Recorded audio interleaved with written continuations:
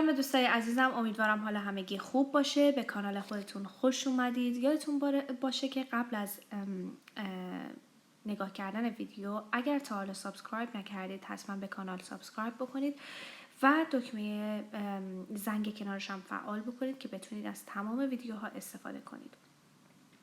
رمان خیلی خیلی خیلی قشنگی رو براتون شروع کردم. تا الان 3 تا ویدیوی دیگه هم گذاشت، 2 تا ویدیوی دیگه هم گذاشتم و این ویدیوی سومش هست، ولی چپتر اولش از همینجا شروع میشه. قبلش اینطوری بود که از گذشته شروع میشد به کاخ مندلی. داشت شب خانمی بود که این داستان رو تعریف میکنه، پا گذاشته بود و در خوابش بود و بعد روز بعدش که بیدار شد با همسرش توی یک رستوران دلگیر، توی یک هتل دلگیر ببخشید نشسته بودن و بعد از اون قسمت اول شروع میشه. میرن دوباره گذشته که دقیقا ببینیم مثلا چی شده که اینا به اینجا رسیدن و از اینجا شروع میشه. قسمت هایی که یک خانم آمریکایی هست توی شخصیت داستان صحبت میکنه و باید با لهجه آمریکایی گفته میشد، ولی چون من نتونستم با مدرس آمریکاییمون هماهنگ بشم اینا رو قسمت ها رو خودم خالی گذاشتم و فقط فارسیشو گفتم. خیلی محدوده، چند تایی بیشتر نیست اصلا، ولی ترجیح دادم که فارسیشو بگم. در انتهای ویدیو اگر ویدیو رو دیدید و دوست داشتید یادتون نره که ویدیو رو لایک کنید. همزمان با اینکه انگلیسی یاد میگیرید و مهارت شنیداری زبان بریتیشتون رو تمرین میکنید از داستان هم لذت ببرید. بریم شروع کنیم. Chapter 1 I meet Maxim de Winter. قسمت اول مکسیم د وینتر رو ملاقات میکنم. What would I be today if I had not gone to Monte Carlo with Mrs. Van Hopper? من امروز چی می بودم اگر نرفته بودم با خانم ون هوپر مونته کارلو؟ I would have lived another life. I would have become a different person. یه زندگی دیگه ای داشتم و یک شخص متفاوتی می شدم. Mrs. Van Hopper was not a pleasant woman. خانم ون هوپر یک خانم خوشایندی نبود. She loved to meet people who were rich and famous. عاشق ملاقات با مردمی بود که معروف و پولدار بودن. Every summer, Mrs. Van Hopper stayed at the Hotel Côte the biggest and most expensive hotel in Monte Carlo. هر تابستان خانم ون هوپر توی هتل کوتزور میموند، یکی از بزرگترین ها و گرونترین هتل توی مونته کارلو. Here, Mr. Van Hopper found out which well-known people were staying in the town. اینجا خانم ون هوپر میفهمید که کدوم مردم خیلی معروفی توی شهر میمونن. She always found an excuse to speak to them. همیشه یک بهونه‌ای پیدا میکرد که باشون صحبت کنه.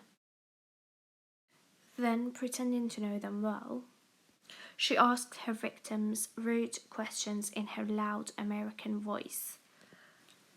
بعد با وانمود کردن به اینکه خوب میشناستشون شروع میکرد از قربانی‌هاش سوالهای خیلی بی‌ادبانه میپرسید، با حالت خیلی بی‌ادبی، با اون صدای آمریکایی خیلی بلندش. I was young and shy. I hated my life with Mrs. Van Hopper, but she paid me a little money to be her companion. من جوان و خجالتی بودم. از زندگی متنفر بودم با خانم ون هوپر، ولی یک مقدار کمی بهم پول میداد که همراهش باشم. I was not exactly a servant and certainly not a friend. دقیقاً یک خدمتکار نبودم و قطعاً یک دوست هم نبودم. We must have looked a strange pair as we walked into the hotel restaurant that day. حتما میبایست ما یک زوج خیلی عجیب غریب به نظر میرسیم وقتی که قدم گذاشتیم به اون رستوران اون روز. Mrs. Van Hopper walked in front of me on her high heel shoes. خانم ون هوپر با کفشای پاشنه بلندش جلوی من راه رفت. قدم زد. Her fat, heavy body swayed above her fat, short legs. بدن سنگین و چاقش به این طرف و اون طرف میرفت بالای پاهای چاق کوتاهش. I followed slowly, my eyes looking down at the floor. به آرومی دنبال کردم. چشمهام پایین روی زمین رو نگاه میکرد. Mrs. Van Hopper sat down at her usual table and stared at everyone in the restaurant. خانم ون هوپر نشست روی همون کنار میز معمولی که میشست همیشه و خیره شد به بقیه توی رستوران.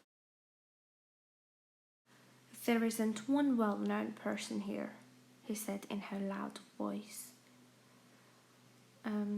حتی یک آدم معروف هم اینجا نیست.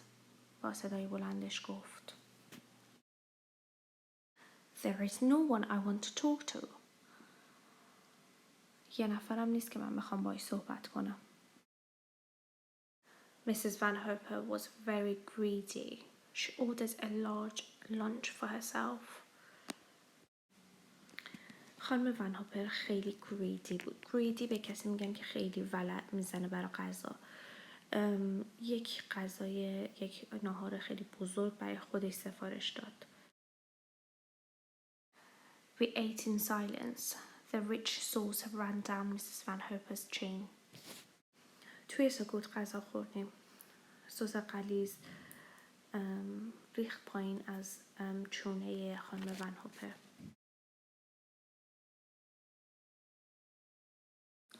I looked away. Then I saw that a new guest was sitting down at the next table. نگاهمو برگردوندم. دیدم که یک مهمون جدید داره میشینه سر میز کناری. Mrs. Van Hopper saw him too. She put down her fork and stared at him hard. خانم ون هوپر هم اونو دید. چنگالشو گذاشت زمین و شروع کرد به خیره شدن به اون. I saw an excited look coming into her small eyes. دیدم که یک نگاه خیلی هیجان زده ای اومد توی چشای کوچیکش. It's Max the Winter, she said to me. به من گفت این مکس د وینتره. مردی که صاحب مندلی هست. حتما شنیدی. یه خونه قدیمی خیلی زیبا در غرب انگلیس.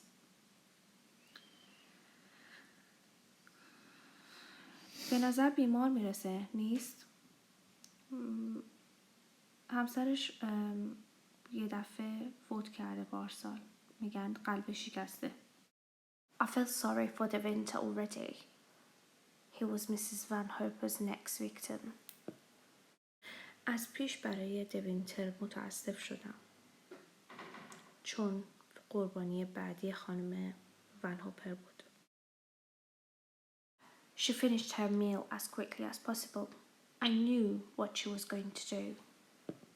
به سریع ترین حالت ممکن غذاشو تموم کرد. میدونستم میخواد بره چیکار کنه. There was a long seat in the hotel lounge with a low table in front of it.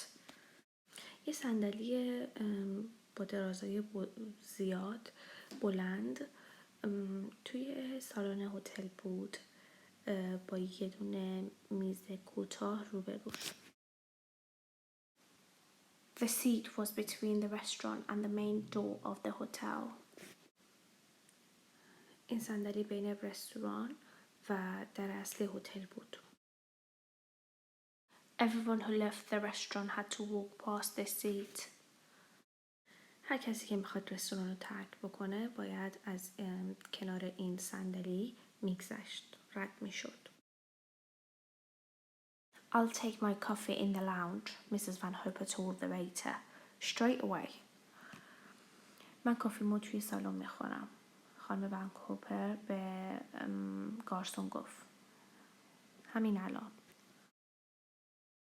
She turned to me, her eyes shining. Go upstairs and find that letter from my nephew Billy. برگشت به من نگاه کرد با چشاش که داشت برق میزد. برو طبقه بالا و برو از بالا پلا و اون نامه از بچه خواهرمو بیار از بیلی. Billy met Max DeWinter in London. Be quick. بیلی مکس دیوینتر رو توی لندن ملاقات کرده. سریع باش. I went up to Mrs. Van Hopper's room as slowly as I could. تا حدی که میتونستم آروم رفتم به سمت اتاقای خانم ون هوپر. I hoped that the winter would get away before I returned.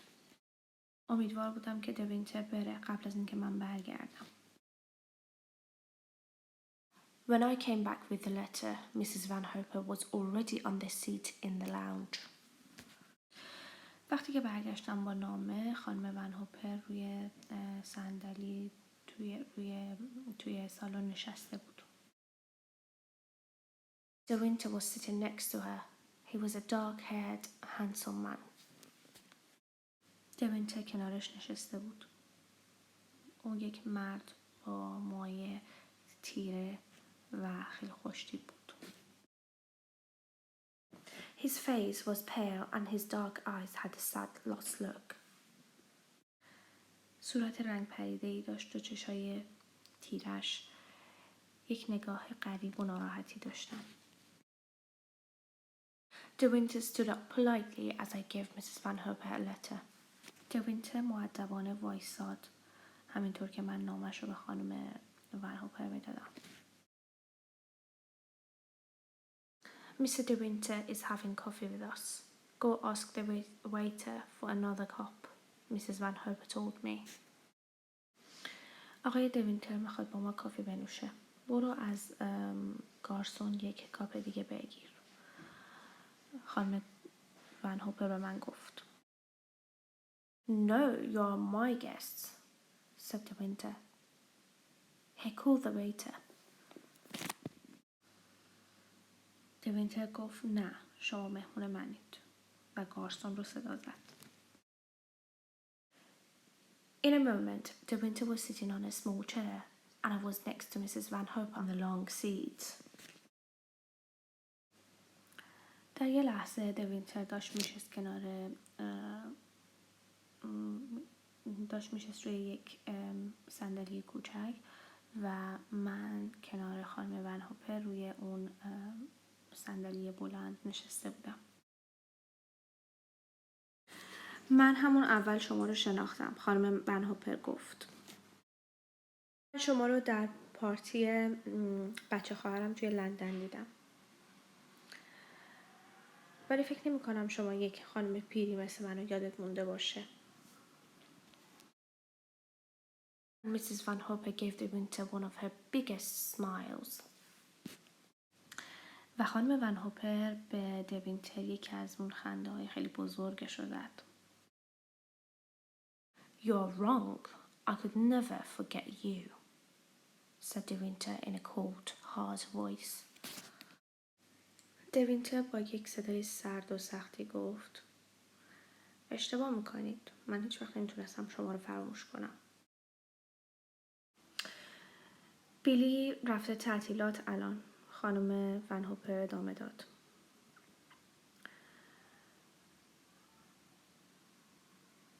خیلی مسافرت کردن رو دوست داره. ولی اگر یک خونه مثل مندلی داشت هیچ وقت ترکش نمی کرد.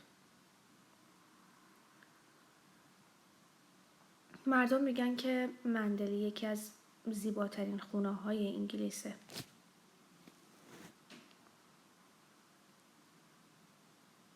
تعجب میکنم که شما اینجا توی مونتکارلو چه کار میکنید؟ Mandalay was looking very lovely when I came away. مندلی خیلی زیبا به نظر میرسید وقتی که من اومدم. There was another silence. The winter had not answered Mrs. Van Hope's question. دوباره سکوت شد. دوینتر سوال خانم ون هوپر رو جواب نداده بود. She was not silent for long, of course. برای مدت زمان زیادی ساکت نموند، البته.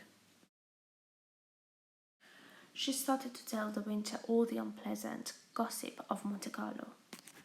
شروع کرد به گفتن تمام شایعات ناخوشایند مونته کارلو به دوینتر. After his moment of rudeness, the winter listened to her politely. بعد از لحظه بی‌ادبی، دوینتر با مؤدبانه به او گوش کرد. Down at the floor and tried not to hear Mrs. Van Hope's loud voice. به زمین نگاه کردم و سعی می‌کردم که صدای بلند خانم ون هوپر رو نشنوم. Last, she had to stop. A waiter came up to her with a message. بالاخره میباید که استوب میکرد. یک گارسون اومد پیشش با یک پیام. Mrs. Van Hope's dressmaker was waiting for her upstairs. خیاط خانم ون هوپر منتظرش بود بالای پله ها. The winter stood up at once. Mustn't keep your dressmaker waiting, he said. دوینتر یک دفعه بلند شد و گفت نباید منتظر بذارید خیاطتون رو. خانم ون هوپر لبخند زد و گفت شما باید یه نوشیدنی با من داشته باشید. چرا فردا عصر نه؟ چند تا از دوستان دارن میان. فوراً دوینتر گفت متاسفم.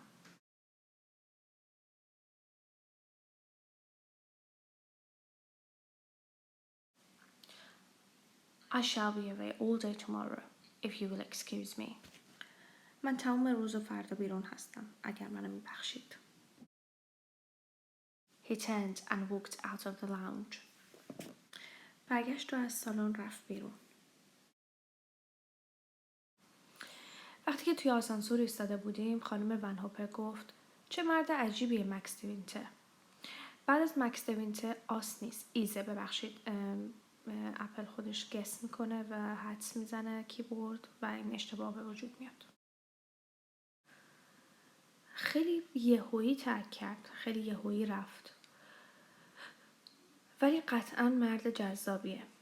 در ضمن عزیزم، تو نسبتاً باهاش گستاخانه و بی‌ادبانه رفتار کردی.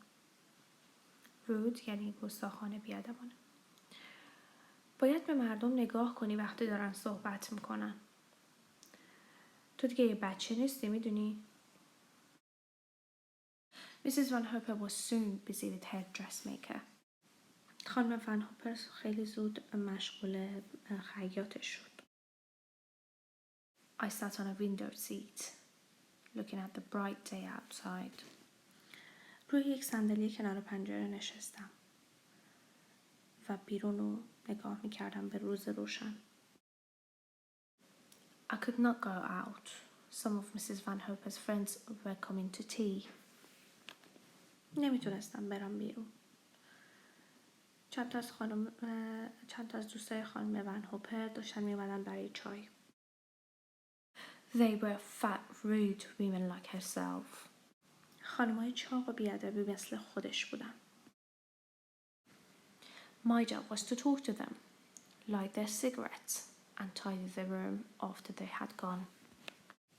کار من این بود که باشون صحبت کنم، سیگارشون رو روشن کنم و بعد از اینکه رفتن اتاق رو تمیز کنم.